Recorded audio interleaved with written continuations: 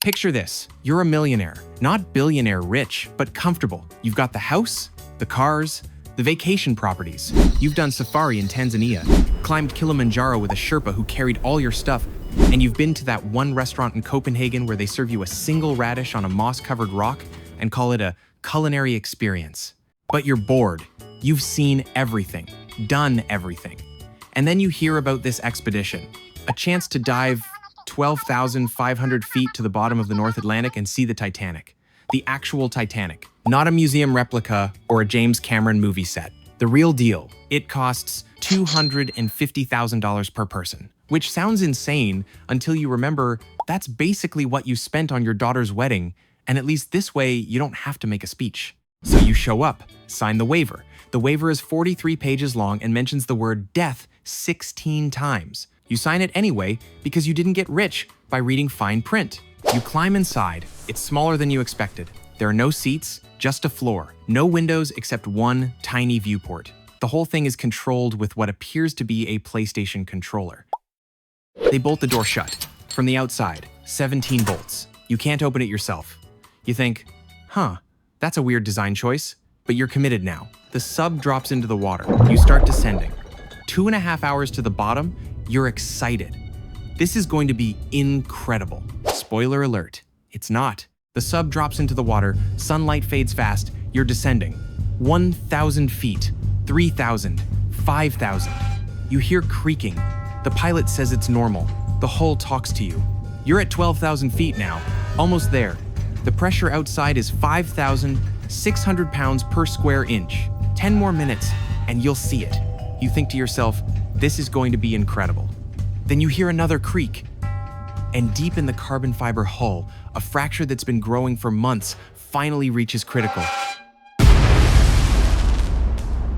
Oh, hey there. Quick $1 million question quiz. Which of these 4 things was not on the submersible that just imploded? A PlayStation controller. B, expired carbon fiber. C, duct tape. D, emergency escape hatch.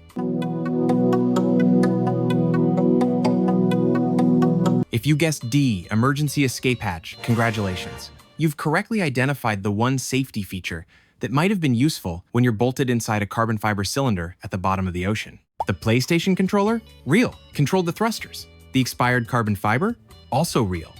The hull was manufactured in 2020 and already passed its stress cycle lifespan. And the duct tape?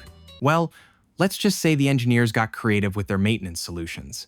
Now, back to our millionaires, who are about 3 seconds away from experiencing what 5,600 pounds per square inches does to a human body. Let's find out what it feels like when your midlife crisis kills you faster than you can blink. First, let's establish where you are. The Titanic sits at about 12,500 feet down. That's 3,800 meters for people who use rational measurement systems. At sea level, atmospheric pressure is 14.7 pounds per square inch. At the Titanic's depth, it's 5,600 pounds per square inches. That's 380 atmospheres of pressure. For context, a car tire is about 32 pounds per square inches. A fire hose is 300 pounds per square inches. You are currently experiencing pressure equivalent to having an elephant balanced on every square inch of your body. The only reason you're not immediately crushed is because you're inside a pressure vessel. The hull keeps the inside of the sub at normal atmospheric pressure, while the outside tries to delete you from existence. Now, when engineers design submersibles for deep-sea exploration, they use materials like titanium spheres. Spheres distribute pressure evenly. Titanium doesn't have weak points. It's boring, it's predictable, and it works. But spheres are expensive and limit internal space. So what if instead you used a cylinder made of carbon fiber? It's lighter, cheaper, and gives you more room inside. Problem is, carbon fiber isn't great under compression. It's fantastic under tension pulling forces, which is why it's used in aircraft and racing cars. But under crushing, repeated pressure cycles, it develops microfractures, tiny cracks you can't see, until suddenly, catastrophically, you can. Think of it like bending a paperclip back and forth. First few times? Fine, but keep doing it, and it snaps. Except in this case, when it snaps, you don't just lose a paperclip. You lose structural integrity at 12,500 feet underwater. And here's the thing about implosion. It's not a slow process. It's not a leak that gradually fills the cabin with water, giving you time to panic or say goodbye. When a pressure vessel fails at this depth, it happens faster than your brain can register, faster than nerve signals can travel, faster than you can even begin to form the thought, something's wrong. The speed of sound in water is about 1,500 meters per second. The implosion happens in less than 1 millisecond. Your brain takes 250 milliseconds just to process visual information. You're dead before your neurons finish telling your eyes what they're looking at. All right, let's walk through the timeline. From boarding the submersible to catastrophic failure. Spoiler, this takes a while. Dying in a submersible is actually 99% tedious waiting and 1% instant death. All right, minute 0 to 30, you're descending. The sub drops at about 80 feet per minute. It's slow. The lighting inside is minimal, just a few small LEDs. You're sitting cross-legged on the floor because there are no seats. You're passing through the photic zone, the part of the ocean where sunlight still reaches. The water outside the viewport shifts from bright blue to deep blue to black. It's beautiful, eerie. You take photos through the viewport even though you know they won't turn out great. You're a millionaire on a once-in-a-lifetime expedition. You're allowed to be a tourist. Minutes 30 to 90. You're an hour in now. Still descending, the cramped space is starting to feel claustrophobic. One passenger is a teenage kid whose dad brought him as a Father's Day gift, presumably because a fishing trip was too mainstream. You try to make conversation, talk about other adventures. Someone mentions their Everest summit. Another talks about swimming with great whites.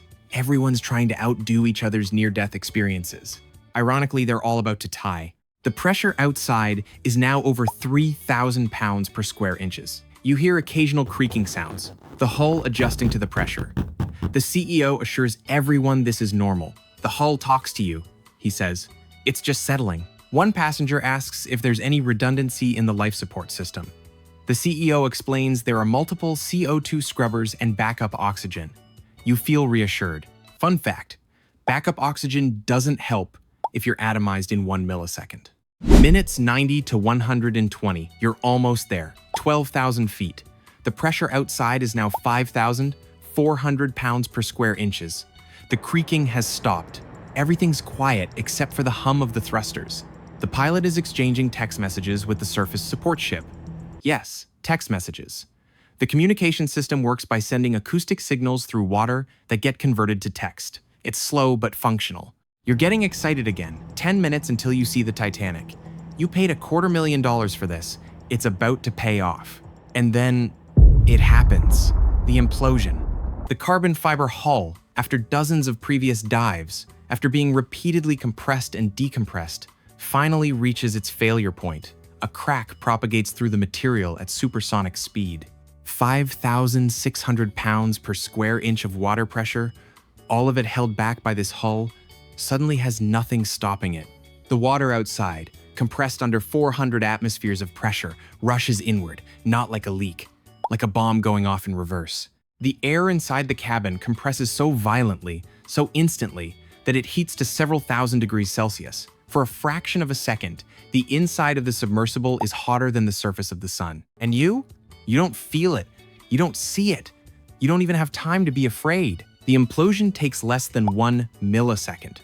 Your brain's fastest reflex, the blink of an eye, takes 100 to 150 milliseconds. The nerve signal traveling from your eyes to your brain takes 20 milliseconds just to start processing. You are dead before your brain finishes interpreting the photons entering your retina. So what does this feel like? Let's talk subjective experience. For 2.5 hours, you're uncomfortable, bored, excited, cramped. You're wondering if this is worth $250,000. You're thinking about the Titanic, about the people who died there, about history. And then in the last second of your life, you feel nothing. There's no moment of realization, no flash of panic, no time to think, oh God, this is it. Most deaths give you at least a few seconds to comprehend what's happening. Drowning takes minutes. Freezing takes hours. Even a gunshot to the head takes a few milliseconds for the bullet to destroy your brain. But this is instant. One moment you exist. The next moment, you don't. There's no transition, no fade to black, no tunnel of light. It's like being paused mid-sentence and never resuming. Your last conscious thought is probably something mundane. I hope we see the bow section first, or I really should have used the bathroom. And then you're gone. No pain, no fear, no awareness that anything happened. If there's a mercy in this way of dying, it's that you don't suffer. You just stop, instantly, completely. Of course, the real tragedy isn't how you died. It's that you paid $250,000 to die looking at a boat. Quick reality check. The OceanGate submersible imploded in June 2023, killing all 5 people aboard. The debris field was found 4 days later, about 1,600 feet from the Titanic's bow. Here's the thing. Multiple people warned that this was going to happen. Industry experts, engineers, former employees, they all said the same thing. Carbon fiber isn't suitable for repeated deep-sea compression cycles. The submersible was never certified by any official regulatory body. Not DNV, not the American Bureau of Shipping, no third-party testing. The CEO called safety regulations obscenely safe and said they stifle innovation. Turns out, safety regulations exist because sometimes innovation accidentally turns people into a fine mist at the bottom of the ocean. There are dozens of deep-sea submersibles that have made thousands of dives without incident. Alvin, limiting factor. They're boring. They're over-engineered. They use spherical titanium hulls. And everyone inside them stays alive. But here's the broader question. Why do wealthy people keep paying huge amounts of money to do incredibly dangerous things for basically no reason? Climb Everest? Cool. You paid $100,000 to step over frozen corpses in the death zone while a Sherpa carries your oxygen. Space tourism? You paid $450,000 to experience 3 minutes of weightlessness and 6 months of telling people you went to space. At some point, when you have enough money that regular experiences don't feel special anymore, you start seeking out increasingly absurd ways to feel something. Anything. $250,000 could fund clean water for a village, full scholarships for multiple students, medical procedures for dozens of people, or you could use it to look at a rusty shipwreck for 8 minutes before it kills you. I'm not saying rich people are bad for spending money on experiences. I'm saying maybe do a cost-benefit analysis before you climb into an unregulated tube held together with hope and a PlayStation controller. If you're going to do something dangerous, make sure the people running it actually care about safety. Check for certifications. Ask if industry experts have raised concerns. Read the waiver. If it mentions death 16 times, maybe reconsider. And if someone tells you safety regulations are just red tape that stifles innovation, congratulations, you've found someone who's about to innovate you into an early grave. So there you have it, dying in a submersible implosion. The good news? It's painless. The bad news? You spent $250,000 on it. Look, I'm not here to tell you how to spend your money. You want to climb Everest? Fine. You want to jump out of a plane? Go for it. But maybe, just maybe, make sure the equipment is actually designed to keep you alive. There are plenty of ways to have meaningful experiences without risking catastrophic implosion. You could learn an instrument, volunteer somewhere, take a pottery class, adopt a dog, or if you really want to see the Titanic, just watch the James Cameron movie. It's 3 hours long, has a better soundtrack, and your survival rate is significantly higher. With that said, like and subscribe if you liked this video. And if someone offers you a ride to the bottom of the ocean in an experimental submarine, maybe just get a really nice dinner instead.